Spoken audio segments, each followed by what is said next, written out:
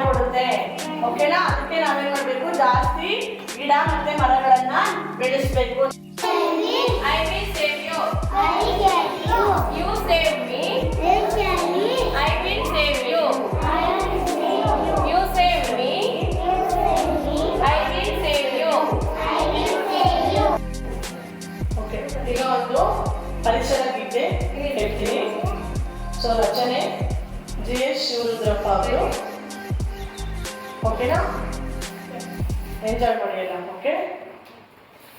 ಹೂವಿನ ದಳಗಳ ತುಂಬ ಅಮ್ಮ ಯಾಕಿಷ್ಟೊಂದು ಧೂಳು, ಹೂವಿನ ದಳಗಳ ತುಂಬ ಅಮ್ಮ ಯಾಕಿಷ್ಟೊಂದು ಧೂಳು, ನಿನ್ನ ಹೆರಳಿಗೂ ದೇವರ ಮುಡಿಗೂ ಹೇಗೆ ಮುಡಿಸಲಿ ಹೇಳು, ನಿನ್ನ ಹೆರಳಿಗೂ ದೇವರ ಮುಡಿಗೂ ಹೇಗೆ ಮುಡಿಸಲಿ ಹೇಳು, ಅಮ್ಮ ಹೇಗೆ ಮುಡಿಸಲಿ ಹೇಳು, ಹೂವಿನ ದಳಗಳ ತುಂಬ ಅಮ್ಮ ಯಾಕಿಷ್ಟೊಂದು ಧೂಳು, ಹೂವಿನ ದಳಗಳ ತುಂಬ ಅಮ್ಮ ಯಾಕಿಷ್ಟೊಂದು ಧೂಳು,